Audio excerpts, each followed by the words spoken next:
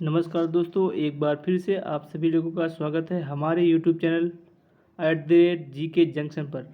तो आज हम लूसेंट के इतिहास सब्जेक्ट का चैप्टर नंबर 3 सिंधु सभ्यता करेंगे। चलिए शुरू करते हैं।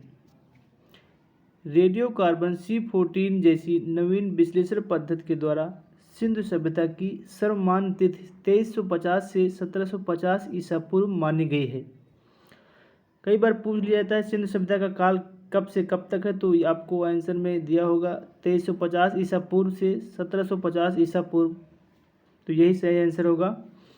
और उसके बाद सिंधु सभ्यता की खोज किसने की? राय बहादुर दयाराम साहनी ने। कभी कभी दयाराम साहनी दिया होगा तो वो भी सही आंसर होगा। सिंधु सभ्यता को प्राग ऐतिहासिक यानी प्रोटो हिस्टोरिक अथवा कांस्य युग में रखा जा सकता है। इस सभ्यता के मुख्य निवासी द्रविड़ या भूमध्य सागरी थे। कई बार ये भी पूछ लिया जाता है कि सिंधु सभ्यता के निवासी थे वो क्या थे, कैसे थे? द्रविड़ व भूमध्य सागरीय किस प्रदेश से संबंधित थे? तो द्रविड़ एवं भूमध्य सागरीय प्रदेश से संबंधित थे। सिंधु सभ्यता के सर्वाधिक पश्चिमी स्थल सुतकांगेरोर यानी जो बलूचिस्तान में है, पूर्वी पूरा स्थल आलमगीरपुर यानी जिला मेरठ उत्तर प्रदेश में स्थित है, उत्तरी पुरास्थल मांडा जिला अखनूर जम्मू कश्मीर तथा दक्षिणी पुरास्थल दैमाबाद जिला अहमदनगर महाराष्ट्र में स्थित है। सिंधु सभ्यता या सैंधो सभ्यता कैसी सभ्यता थी? नगरीय सभ्यता थी। ये बहुत इंपॉर्टेंट है। सैंधो सभ्यता से प्राप्त परिपक्व अवस्था वाले स्थलों में केवल 6 को ही बड़े नगर की संज्ञा दी गई। तो बड़े नगर कौन से थे? 6 मोहनजोदड़ो, हड़प्पा, गढ़वारी वाला, धौलावीरा, राखीगढ़ी एवं कालीबंगन, ये 6 बड़े नगर थे। उसके बाद आते हैं स्वतंत्रता प्राप्ति के बाद हड़प्पा संस्कृत के सर्वाधिक स्थल किस राज्य में खोजे गए? गुजरात। बहुत इंपॉर्टेंट क्वेश्चन है। लोथल एवं सुरकोटदा सिंधु सभ्यता के प्रमुख बंदरगाह यही थे 2, लोथल व सुरकोटदा। एक क्वेश्चन आता है, जोते हुए खेत एवं नक्काशीदार ईंटों के प्रयोग का साक्ष्य कहाँ से प्राप्त हुआ? कालीबंगा, जो कि गुजरात राज्य में स्थित है। मोहनजोदड़ो से प्राप्त अन्नागार संभवतः सैंधो सभ्यता की सबसे बड़ी इमारत। ये भी क्वेश्चन कई बार रिपीट हुआ है। सैंधो सभ्यता की सबसे बड़ी इमारत का नाम क्या है? अन्नागार। वो कहाँ स्थित है? मोहनजोदड़ो। वो कहाँ से प्राप्त हुई? उसके बाद मोहनजोदड़ो से प्राप्त बृहद स्नानागार एक प्रमुख स्मारक है जिसके मध्य स्थित स्नान कुंड 11.88 मीटर लंबा, 7.01 मीटर चौड़ा एवं 2.83 मीटर गहरा है। अग्निकुंड कहाँ से प्राप्त होते हैं? कई बार पूछा जा चुका है। अग्निकुंड जो है लोथल एवं कालीबंगा 2 ही जगह से प्राप्त हुए थे। उसके बाद आते हैं मोहनजोदड़ो से प्राप्त एक सील पर 3 मुख वाले देवता यानी पशुपतनाथ की मूर्ति कहाँ से मिली? ये कई बार पूछा जा चुका है, तो बताएंगे मोहनजोदड़ो। उनके चारों ओर हाथी, गैड़ा, चीता एवं भैंसा विराजमान है। तो मोहनजोदड़ो की जो पशुपतनाथ मूर्ति प्राप्त हुई है, इसके चारों ओर कौन कौन से जानवर अंकित थे? हाथी, गैड़ा, चीता एवं भैंसा। उसके बाद आते हैं मोहनजोदड़ो से नर्तकी की एक कांस्य की मूर्ति मिली है, यानी मोहनजोदड़ो से एक कांसा की एक नर्तकी की मूर्ति भी प्राप्त हुई। हड़प्पा के मोहरों पर सबसे अधिक एक श्रृंगी पशु का अंकन मिलता है। एक श्रृंगी पशु का अंकन कहाँ से मिलता है? हड़प्पा से। मनके बनाने के कारखाना लोथल एवं चंदूहड़ों से मिले हैं। सिंधु सभ्यता की लिपि कैसी थी? ये बहुत बार पूछा गया है। भाव चित्रात्मक। यह लिपि दाएं से बाईं ओर लिखी जाती थी। जब अभिलेख एक से अधिक पंक्तियों का होता था तो पहली पंक्ति दाएं से बाईं ओर, दूसरी बाईं से दाईं ओर लिखी जाती थी। सिंधु सभ्यता के लोगों ने नगरों तथा घरों के विन्यास के लिए कौन सी पद्धति अपनाई? ग्रीड पद्धति। बहुत इंपॉर्टेंट है। घरों के दरवाजे एवं खिड़कियों सड़क की ओर न खुलकर पिछवाड़े की ओर खुलते थे। खास बात यह थी केवल लोथल ही ऐसा नगर था जिसके दरवाजे जो है सड़क की ओर खुलते थे। ये बहुत इंपॉर्टेंट है। सिंधु सभ्यता की मुख्य फसलें क्या थी?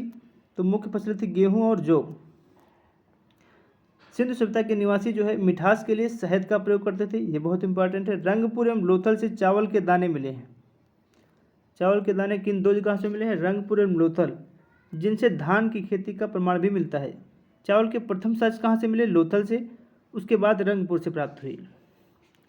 सुरकोटदा, कालीबंगा एवं लोथल से सैंधवकालीन घोड़ी के अस्थिपंजर कहाँ से मिले? सुरकोटदा, कालीबंगा एवं लोथल से। तौल किस इकाई संभवतः 16 के अनुपात में थी? सैंधव सभ्यता के लोग यातायात के लिए 2 पहियों एवं 4 पहियों वाली बैलगाड़ी या भैंसा गाड़ी का प्रयोग करते थे। चलिए आगे देखते हैं। मेसोपोटामिया के अभिलेखों में वर्णित मेलुहा शब्द का अभिप्राय सिंधु सभ्यता से ही है। संभवतः हड़प्पा संस्कृत का शासन वर्णिक वर्ग के हाथों में था। पिग्गट एक जो थे कोई व्यक्ति थे ने हड़प्पा एवं मोहनजोदड़ो को एक विस्तृत साम्राज्य की जुड़वा राजधानी कहा। तो ये भी क्वेश्चन कई बार पूछा जाता है कि मोहनजोदड़ो एवं हड़प्पा को विस्तृत साम्राज्य की जुड़वा राजधानी किसने कहा? तो सही आंसर होगा पिग्गट। सिंधु सभ्यता के लोग धरती को उर्वरता की देवी मानकर उसकी पूजा करते थे। वृक्ष पूजा, शिव पूजा के प्रचलन के साथ भी सिंधु सभ्यता से मिले हैं।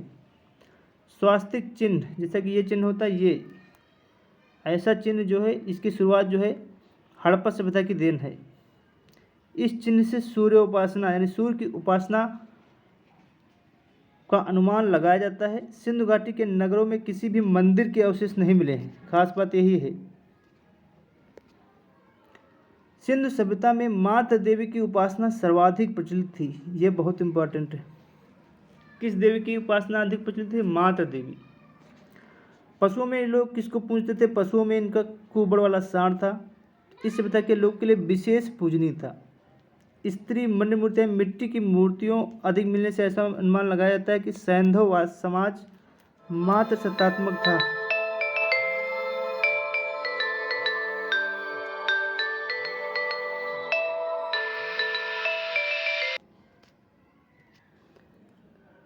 सैंधववासी सूती एवं ऊनी वस्त्रों का प्रयोग करते थे।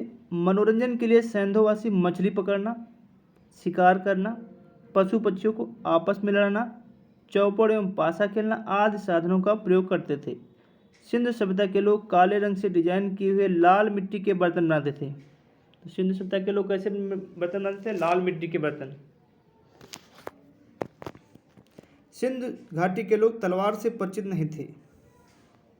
कालीबंगा एकमात्र हड़प्पा कालीन स्थल था जिसका निचला शहर लोगों के रहने हेतु भी किले से घिरा हुआ था। यह आंसर कालीबंगा है। पर्दा प्रथा एवं वेश्यावृत्ति सैंधव सभ्यता में प्रचलित थी। शवों को जलाने एवं गाड़ने यानी दोनों प्रथाएं प्रचलित थी। हड़प्पा में शवों को दफनाने जबकि मोहनजोदड़ो में शव जलाने की प्रथा विद्यमान थी। अब ये कैसे याद रहेगा?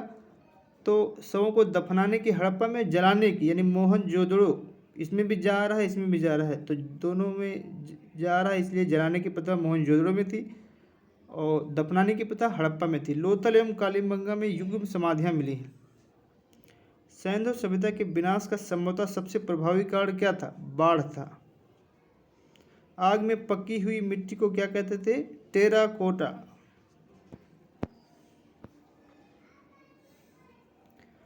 अब ये क्वेश्चन यहाँ से बहुत ही इंपॉर्टेंट है, हर बार पूछा जाता है किसी न किसी पेपर में। चलिए देखते हैं। प्रमुख स्थल है हड़प्पा। किस नदी के किनारे है? रावी। उत्खननकर्ता यानी खोज किसने किया? दयाराम साहनी एवं माधव स्वरूप वत्स ने 1951 में किया। स्थिति कहाँ है? पाकिस्तान का मांटगोमरी जिला। दूसरा नंबर है मोहनजोदड़ो। ये भी प्रमुख स्थल है। ये कहाँ किस नदी के किनारे है? सिंधु नदी के किनारे है। राखाल दास बनर्जी ने खोज किया 1922 में। पाकिस्तान के सिंध प्रांत का लड़काना जिला। तीसरे पे चन्हूदड़ो, ये जो है ये भी सिंधु नदी किनारे है। इसके खोज करता है गोपाल मजूमदार 1931 में। सिंध प्रांत पाकिस्तान। कालीबंगा, ये घग्गर नदी किनारे है। इसके जो है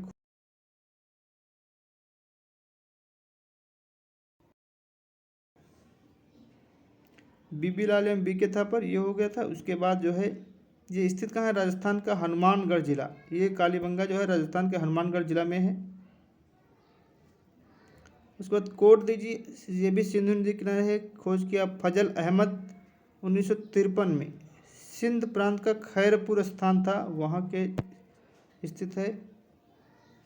अब नंबर 6 पे आते हैं। रंगपुर, इसकी ये मादर नदी के किनारे है। रंगनाथ राव गुजरात का कठियावाड़ जिला 1953-54 में। रोपड़ सतलज नदी के किनारे स्थित है। यज्ञदत्त शर्मा ने इसकी खोज किया 1953 से 56 के बीच में। पंजाब का रोपड़ जिला वहाँ पे रोपड़ स्थित है। लोथल ये भगवा नदी के किनारे है। ये भी रंगनाथ राव के द्वारा खोजा गया, गुजरात का अहमदाबाद जिला। आलमगीरपुर जो है हिंडन नदी के किनारे है। यज्ञदत्त शर्मा हिंडन नदी उत्तर प्रदेश का मेरठ जिला। खोज 1958 में हुई। सुदकांगेडोर ये दास की नदी के किनारे है। इसकी खोज ऑरेंज स्टाइल जॉर्ज डेल्स ने किया 1927 से 1962 के बीच। पाकिस्तान के मकरान में समुद्र तट के किनारे स्थित है सुदकांगेडोर। उसके बाद वनमाली ये रंगोई नदी के किनारे है। रविंद्र सिंह बिष्ट 1974 में हरियाणा का हिसार जिला। अंतिम में धौलावीरा जो है ये इसकी खोज नहीं हुई थी अभी। नदी किस नदी के किनारे है? रविंद्र सिंह बिष्ट ने खोज किया था 1990 से 91। गुजरात के कच्छ जिले में स्थित है धौलावीरा। चलिए आगे चलते हैं, अगली बात करते हैं। सिंधु सभ्यता के बाद अब आता है वैदिक सभ्यता। वैदिक काल को दो भागों में बांटा गया है। नंबर 1 ऋग्वैदिक काल जो कि 1500 से 1000 ईसा पूर्व है। उसके बाद है उत्तर वैदिक काल जो कि 1000 से 600 ईसा पूर्व में किया गया है इसका विभाजन। आर्य सर्वप्रथम पंजाब एवं अफगानिस्तान में बसे। मैक्स मूलर ने आर्यों का मूल निवास स्थान मध्य एशिया को माना है। आर्य द्वारा निर्मित सभ्यता वैदिक सभ्यता कहलाई। आर्य द्वारा विकसित सभ्यता कैसी थी? ग्रामीण थी, जबकि सिंधु सभ्यता नगरीय सभ्यता थी, याद रखना आपको। आर्यों की भाषा कैसी थी? आर्यों की भाषा संस्कृत थी, बहुत इंपॉर्टेंट है। आर्यों के प्रशासनिक इकाई आरोही क्रम से इन 5 भागों में बटा था। कुल, ग्राम, द्विश, जन, राष्ट्र, ये 5 हो गए।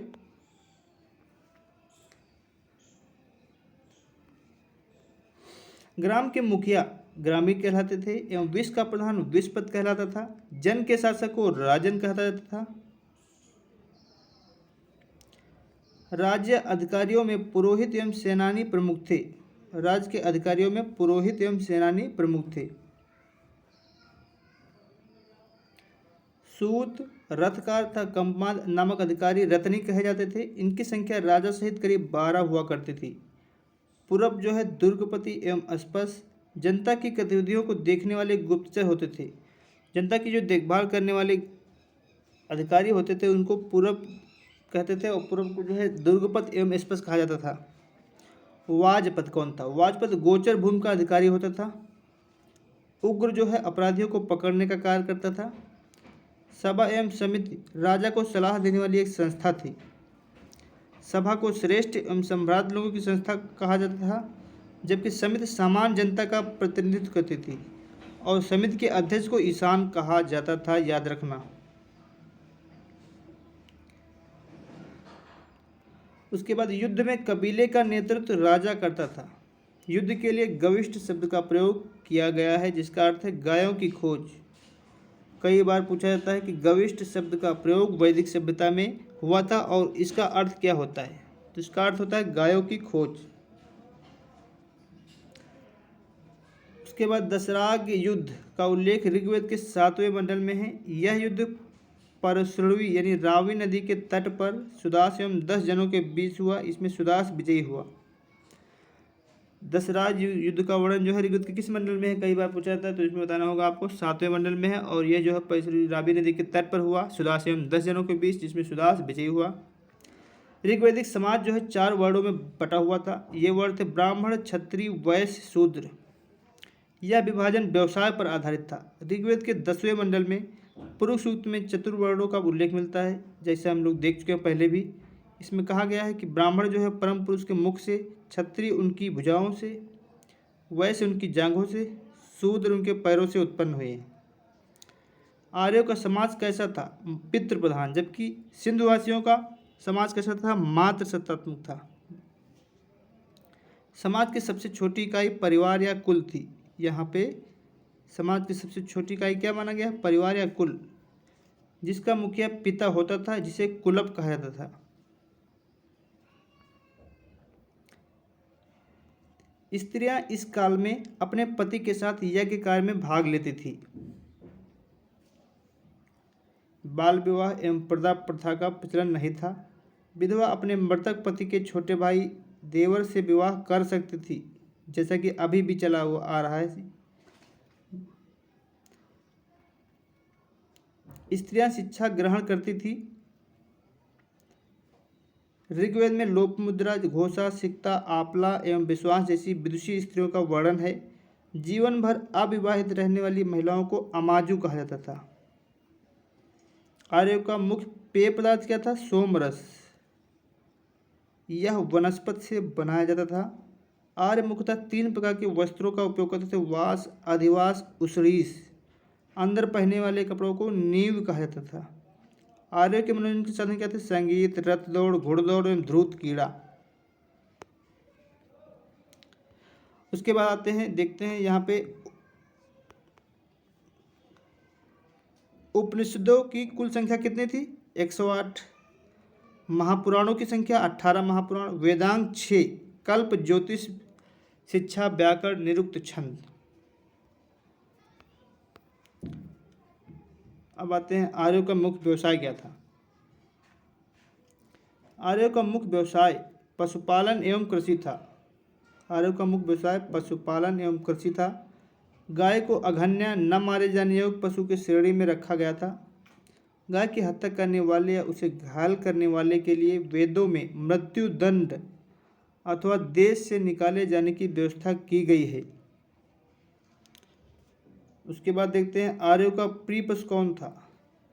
घोड़ा था। एवं सर्वाधिक प्रिय देवता इंद्र थे। यहाँ पे वहाँ प्रिय पशु कौन था? कुबड़ वाला सांड था सिंधु सभ्यता में, जिसकी पूजा होती थी। यहाँ पे जो है प्रिय पशु लोग का घोड़ा है। एवं प्रिय देवता इंद्र थे, इंद्र है यहाँ पे। आर्यों द्वारा खोजी गई धातु कौन सी थी? यहाँ पे आर्यों द्वारा खोजी गई धातु लोहा है, जिसे श्याम अयस्क कहा जाता था। तांबे को लोहित अयस्क कहा जाता था। व्यापार है दूर दूर तक जाने वाले व्यक्ति को पड़ कहते थे। लेन देन में वस्तु विनिमय की प्रणाली प्रचलित थी। वस्तु विनिमय क्या होता है? जैसे कि आपस में अदला बदली कर लेते थे। ऋण देकर ब्याज लेने वाले व्यक्ति को वेकनाट यानी सूदखोर कहा जाता था।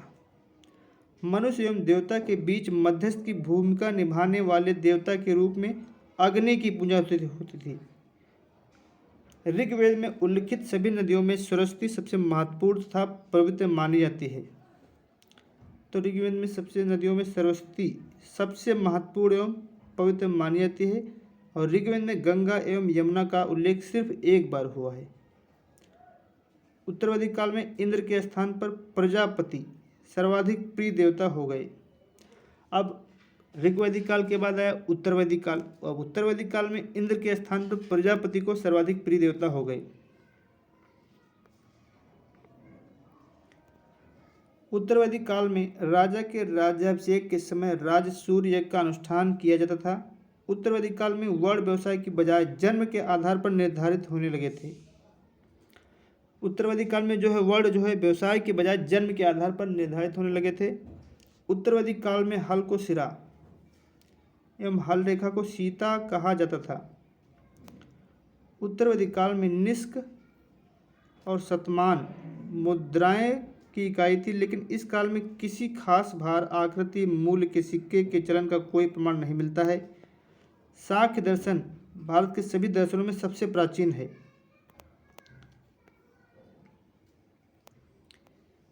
इसके अनुसार मूल तत्व 25 है, जिनमें प्रकृति पहला तत्व है। सत्यमेव जयते मुंडकोपनिषद से लिया गया है। कई बार पूछा जा चुका है कि सत्यमेव जयते किस उपनिषद से लिया गया है, तो है मुंडकोपनिषद। इसी उपनिषद में यज्ञ की तुलना टूटी नाव से की गई है। गायत्री मंत्र सवित्र नामक देवता को संबोधित, जिसका संबंध ऋग्वेद से है। उत्तरवैदिक काल में कौशाम्बी नगर में प्रथम बार पक्की ईंटों का प्रयोग किया गया। कई बार क्वेश्चन पूछा गया है कि उत्तरवैदिक काल में कौशाम्बी नगर में पहली बार कैसी ईंटों का प्रयोग किया गया है, तो पक्की ईंटों का प्रयोग किया गया है कौशाम्बी नगर में, वो भी उत्तर वैदिक काल में। दो बड़े महाकाव्य बताया गया है, महाभारत और रामायण। महाकाव्य दो हैं, महाभारत एवं रामायण। महाभारत का पुराना नाम क्या है? जय संहिता। विश्व का सबसे बड़ा महाकाव्य यही है, महाभारत। गोत्र नामक संस्था का जन्म उत्तर वैदिक काल में हुआ। अब चलिए कुछ इंपॉर्टेंट चीज देख लेते हैं। प्रमुख दर्शन एवं उनके प्रवर्तक। चारवाक दर्शन जो है, इसके चारवाक प्रवर्तक थे। योग दर्शन के प्रवर्तक पतंजलि। सांख्य दर्शन के प्रवर्तक कपिल। न्याय के गौतम। पूर्व मीमांसा जैमिनी। उत्तर मीमांसा बादरायण। वैशेषिक कणाद या उलूक। उसके बाद प्राचीन नदियाँ, ऋग्वैदिक कालिक नदियाँ एवं उनके प्राचीन नाम व आधुनिक नाम देख लेते हैं। कुर्ब जो है, इसको आधुनिक नाम कुर्रम है। कुबा को काबुल कहते हैं। वितस्ता का झेलम कहते हैं। आस्किनी नदी का चिनाब है। परशुरवी नदी का पुराना नाम था, नई हो गया रावी। शत्रुनदी का सतलज हो गया। बिपाशा का नया नाम ब्यास है। सदानीरा का गंडक है। दृष्टदती घग्गर हो गया। उसके बाद गोमती का गोमल हो गया। सुवस्तु का स्वाद। उसके बाद आते हैं ऋग्वैदिक कालीन देवता एवं संबंध। इंद्र जो है युद्ध का नेता एवं वर्षा का देवता कहलाता था। अग्नि जो है देवता एवं मनुष्य के बीच की मध्यस्थता करता था। वरुण को पृथ्वी एवं सूर्य के निर्माता। समुद्र का देवता। विश्व के नियामक एवं शासक। सत्य का प्रतीक। ऋतु परिवर्तन एवं दिन रात का कर्ता, ये वरुण को कहते थे। ध्रुव को आकाश का देवता, यानी सबसे प्राचीन देवता ध्रुव है, आकाश का देवता। सोम को वनस्पति देवता। उषा को प्रगति एवं उत्थान का देवता। अश्विन को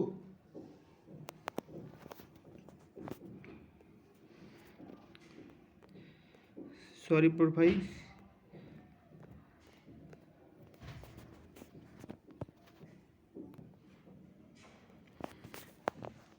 उषा को प्रगति एवं उत्थान का देवता।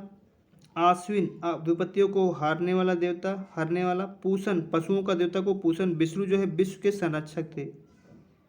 विष्णु को जो है विश्व के संरक्षक एवं पालनकर्ता, विश्व के संरक्षक एवं पालनकर्ता विष्णु। मरुत जो है आंधी तूफान का देवता को मरुत कहते थे। अब चलते हैं महाजनपदों का उदय। बहुत ही इंपॉर्टेंट टॉपिक आया है, 5वां नंबर। बुद्ध के जन्म के पूर्व 6ठी शताब्दी ईसा पूर्व में भारतवर्ष 16 महाजनपदों में बटा हुआ था। इसकी जानकारी हमें बौद्ध ग्रंथ एक था अंगुत्तर निकाय में मिलती है।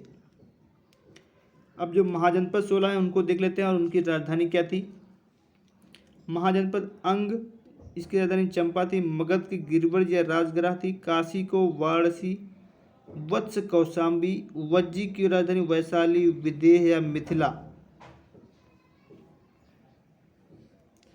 उसके बाद 6 पे आते हैं। कौशल की राजधानी श्रावस्ती। अवंती का उज्जैन या महेशमती। मल्ल का कुशावती या कुशीनगर। पांचाल का अहिछत्र या काम्पिल। चेदी का शक्तिमती। कुरु का इंद्रप्रस्थ। मत्स्य का विराटनगर। कंबोज का हाटक। सूरसेन की राजधानी मथुरा। असमक की राजधानी पोटलिया पोटन।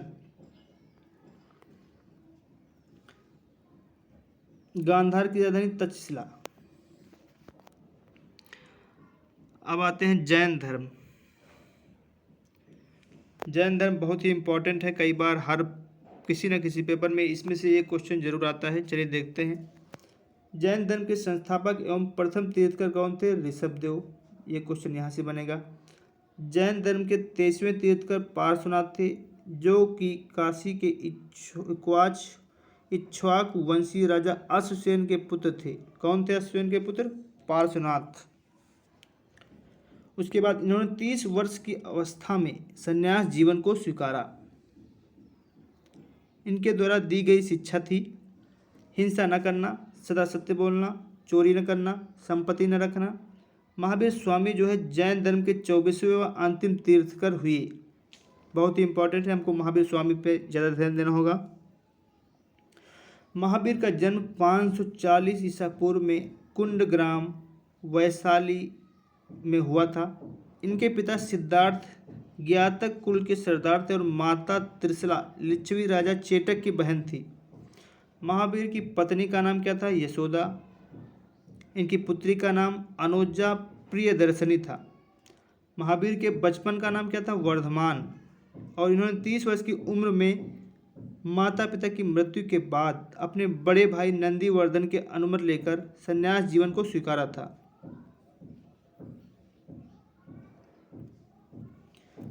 12 वर्षों की कठिन तपस्या के बाद महावीर को जृंभिक के समीप ऋजुपालका नदी के तट पर साल वृक्ष के नीचे तपस्या करते हुए संपूर्ण ज्ञान का बोध हुआ।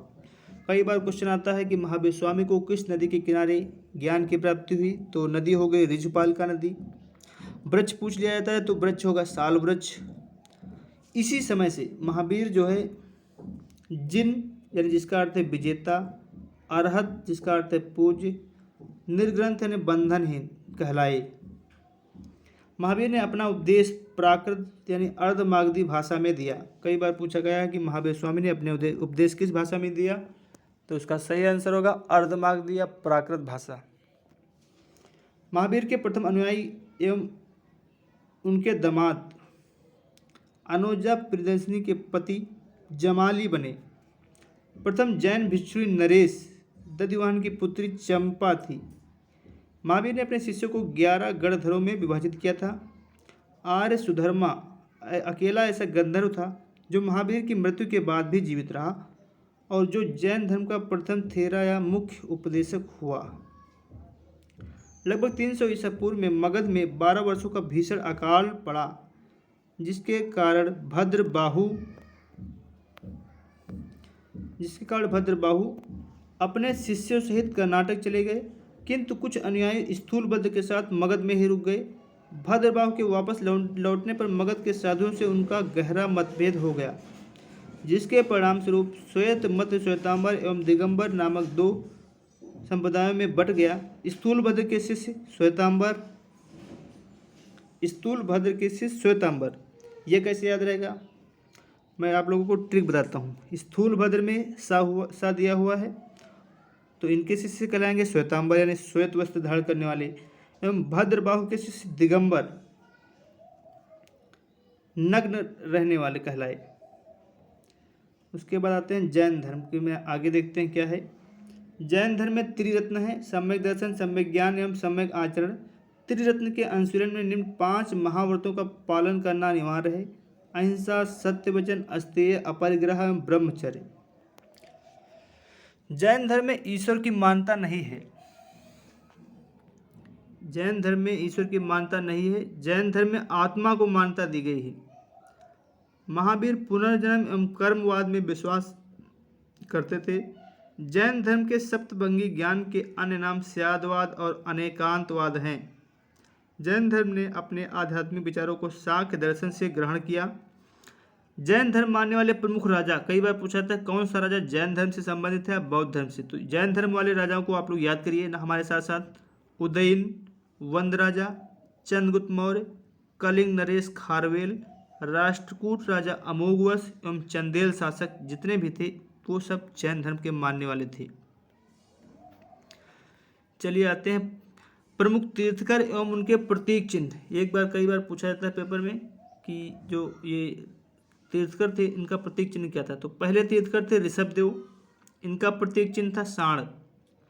दूसरे थे अजीतनाथ, इनका था हाथी।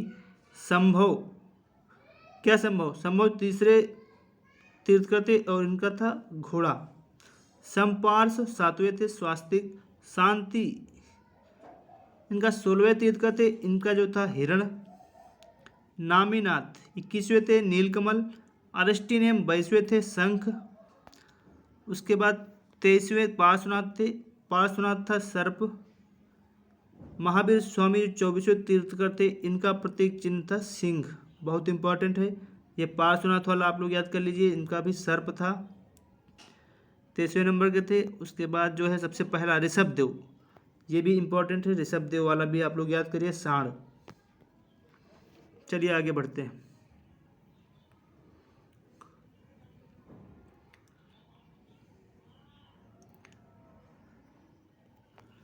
मैसूर के गंग वंश के मंत्री चामुंड के प्रोत्साहन से कर्नाटक के श्रवणबेलगोला में 10वीं शताब्दी के मध्य भाग में विशाल बाहुबली की मूर्ति गोमतेश्वर की मूर्ति का निर्माण कराया गया। क्षमा चाहेंगे, फोन आ गया आप लोग। खजुराहो में जैन मंदिरों का निर्माण। खजुराहो जो कि मध्य प्रदेश में, वहाँ जैन मंदिरों का निर्माण जो है चंदेल शासकों के द्वारा करवाया गया, क्योंकि चंदेल शासक जो है जैन धर्म को मानने वाले थे। उसके बाद मौर्योत्तर युग में मथुरा जो है जैन धर्म का प्रसिद्ध केंद्र था। मौर्य युग में मथुरा कला का संबंध जैन धर्म से है। जैन तीर्थंकरों की जीवनी जो है भद्रबाहु द्वारा रचित कल्पसूत्र में है। अगर आप लोगों को जैन धर्म की जीवनी पढ़ना है तो भद्रबाहु द्वारा रचित कल्पसूत्र में पढ़ लीजिए। उसके बाद 72 वर्ष की आयु में महावीर की मृत्यु 468 ईसा पूर्व में बिहार राज्य के पावापुरी यानी राजगीर में हो गई। मल्ल राजा सरस्वतीपाल के राजा प्रसाद ने महावीर स्वामी को निर्वाण प्राप्त हुआ था। अब आते हैं हम लोग बौद्ध धर्म पे। बौद्ध धर्म भी बहुत इंपॉर्टेंट है, यहाँ से भी क्वेश्चन कई पेपर में पूछे जाते हैं। चलिए, बौद्ध धर्म के संस्थापक कौन थे? गौतम बुद्ध। इनको महात्मा बुद्ध कहते हैं। इन्हें एशिया का ज्योतिपुंज, लाइट ऑफ एशिया कहा जाता है। ये कई बार पूछा गया है कि लाइट ऑफ एशिया किसको कहते हैं, तो आप लोगों को महात्मा बुद्ध या गौतम बुद्ध याद करना होगा। गौतम बुद्ध का जन्म 563 ईसा पूर्व में कपिलवस्तु के लुम्बिनी नामक स्थान पर हुआ था। इनके पिता शुद्धोधन शाक्यगढ़ के मुखिया थे। इनकी माता माया देवी की मृत्यु इनके जन्म के 7वें दिन ही हो गई थी। इनका लालन पालन इनकी सौतेली माँ गौतमी प्रजापति ने किया। इनका बचपन का नाम क्या था? सिद्धार्थ। महात्मा बुद्ध का बचपन का नाम सिद्धार्थ था, जबकि महावीर स्वामी का बचपन का नाम वर्धमान था। गौतम बुद्ध का विवाह जो है 16 वर्ष की अवस्था में यशोधरा के साथ हुआ और इनके पुत्र का नाम क्या था? राहुल था। चलिए आगे बढ़ते हैं। सिद्धार्थ यानी महात्मा बुद्ध जब श्री कपिलवस्तु की सैर पर निकले तो उन्होंने निम्न 4 दृश्यों को देखा। नंबर 1, बूढ़ा व्यक्ति को देखा इन्होंने, एक बीमार व्यक्ति को देखा, तीसरा एक शव को देखा, चौथा एक सन्यासी को देखा। इन्होंने 4 प्रकार की तस्वीरें देखी, दृश्यों को देखा। उसके बाद इन्होंने आगे क्या किया देखिए। सांसारिक समस्याओं से व्यथित होकर सिद्धार्थ ने 29 वर्ष की अवस्था में गृह त्याग किया, जिसे बौद्ध धर्म में महाभिनिष्क्रमण कहा गया है। कई बार क्वेश्चन पूछा गया है कि महात्मा बुद्ध की गृह त्याग की घटना क्या कहलाती है, तो आप लोग बताएंगे महाभिनिष्क्रमण। उसके बाद क्या है, गृह त्याग करने के बाद सिद्धार्थ जो है वैशाली के आलार कलाम से साख्य दर्शन, गृह त्याग करने के बाद सिद्धार्थ ने वैशाली के आलार कलाम से साख्य दर्शन की शिक्षा ग्रहण की। आलार कलाम सिद्धार्थ के प्रथम गुरु है। सिद्धार्थ के प्रथम गुरु कौन थे? आलार कलाम। उसके बाद देखते हैं, आलार कलाम के बाद सिद्धार्थ ने राजगीर के रुद्राक्रामपुत्र से शिक्षा ग्रहण की। उर्वेला में सिद्धार्थ को कौंडिन्य, वप्पा, भादिया, महानामा एवं असागी नामक 5 साधक मिले। बिना अन्न जल ग्रहण किए 6 वर्ष की कठिन तपस्या के बाद 35 वर्ष की आयु में बैसाख की पूर्णिमा की रात निरंजना ने फाल्गु नदी के किनारे पीपल वृक्ष के नीचे सिद्धार्थ को ज्ञान की प्राप्ति हुई। तो यहाँ से क्वेश्चन क्या आता है कि महावीर स्वामी को ज्ञान की प्राप्ति किस नदी के हुई थी, तो आप लोगों को पहले ही बताया जा चुका है कि निरंजना नदी। जबकि महात्मा बुद्ध या गौतम बुद्ध को फाल्गु नदी के किनारे प्राप्त हुई, क्षमा चाहेंगे, ये महात्मा बुद्ध को ही निरंजना या फाल्गु नदी के किनारे ज्ञान की प्राप्ति हुई। और वृक्ष कौन था? पीपल वृक्ष था। पूर्णिमा की रात थी, प्राप्त हुआ। उसके बाद ज्ञान प्राप्ति के बाद सिद्धार्थ जो है बुद्ध के नाम से कहलाए, वह स्थान बोधगया कहलाया।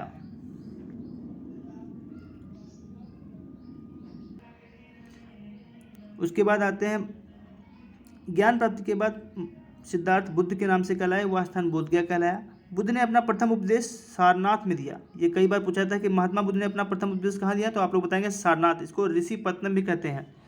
इसे बौद्धिक ग्रंथों में धर्म चक्र प्रवर्तन कहा गया है। महात्मा बुद्ध ने जो प्रथम उपदेश दिया, इसको धर्म चक्र प्रवर्तन भी कहते हैं। और पहला उपदेश दिया कहाँ इन्होंने? सारनाथ में। ये याद करना है आपको। बुद्ध ने अपने उपदेश जनसाधारण की भाषा पाली में दिए। महात्मा बुद्ध ने अपने उपदेश पाली भाषा में दिए। महावीर स्वामी ने अपने उपदेश प्राकृत भाषा में दिए। आप लोगों को भूलना नहीं है, कन्फ्यूजन मत रहना। उसके बाद बुद्ध ने अपने उपदेश कौशल, वैशाली, कौशाम्बी और अन्य कई राज्यों में दिए। लेकिन इंपॉर्टेंट क्वेश्चन अब यहाँ से आएगा कि बुद्ध ने सर्वाधिक उपदेश कहाँ दिए। तो ये कौशल देश की राजधानी थी, उसका नाम था श्रावस्ती। इन्होंने सबसे ज़्यादा उपदेश श्रावस्ती में दिए, जबकि पहला उपदेश कहाँ दिया इन्होंने? सारनाथ में।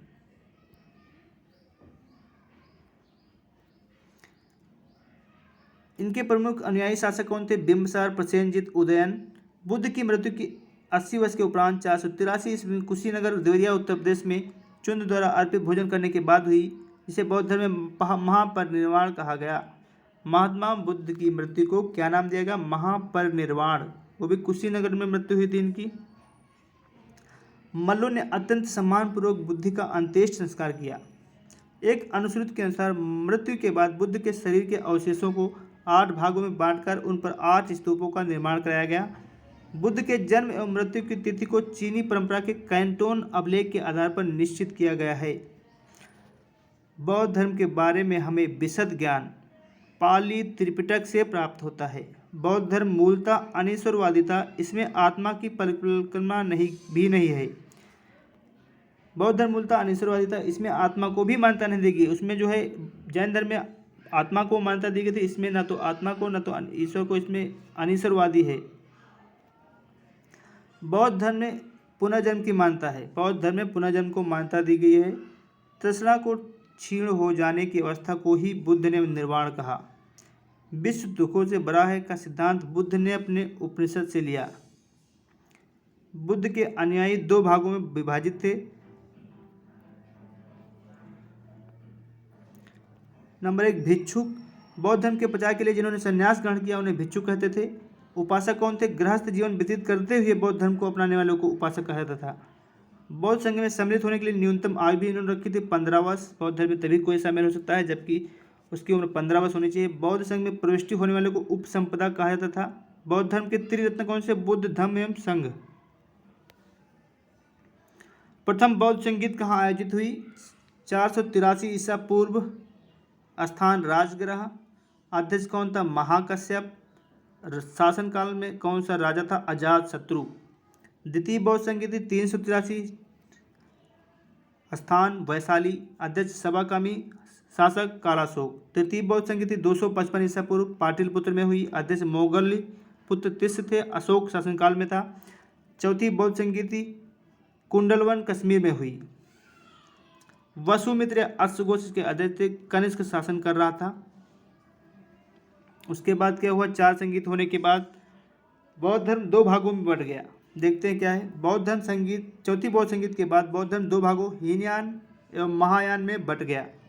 धार्मिक जुलूस का प्रारंभ कर सबसे पहले बौद्ध धर्म के द्वारा प्रारंभ किया गया था। बौद्धों का सबसे पवित्र त्यौहार वैशाख पूर्णिमा है, जिसे बुद्ध पूर्णिमा के नाम से जाना जाता है। इसका महत्व इसलिए है कि बुद्ध पूर्णिमा के ही दिन बुद्ध का जन्म, ज्ञान की प्राप्ति एवं महापरिनिर्वाण की प्राप्ति हुई। उसके बाद आगे बढ़ते हैं। बुद्ध ने सांसारिक दुखों के संबंध में 4 आर्य सत्यों का उपदेश दिया। ये हैं दुख, दुख समुदाय, दुख निरोध, दुख निरोधगामिनी प्रतिपदा। इन सांसारिक दुखों से मुक्ति हेतु बुद्ध ने अष्टांगिक मार्ग की बात कही। ये साधन कौन से हैं? सम्यक दृष्टि, सम्यक संकल्प, सम्यक वाणी, सम्यक कर्मांत, सम्यक आजीव, सम्यक व्यायाम, सम्यक स्मृति, सम्यक समाधि। बुद्ध के अनुसार अष्टांगिक मार्गों के पालन करने के उपरांत मनुष्य की भव तृष्णा नष्ट हो जाती है और उसे निर्वाण प्राप्त हो जाता है। निर्वाण बौद्ध धर्म का परम लक्ष्य है, जिसका अर्थ है दीपक का बुझ जाना। कई बार पूछा गया है कि निर्वाण का अर्थ क्या होता है? दीपक का बुझ जाना अर्थात जीवन मरण चक्र से मुक्त हो जाना। बुद्ध ने निर्वाण प्राप्ति को सरल बनाने के लिए निम्न 10 शीलों पर बल दिया।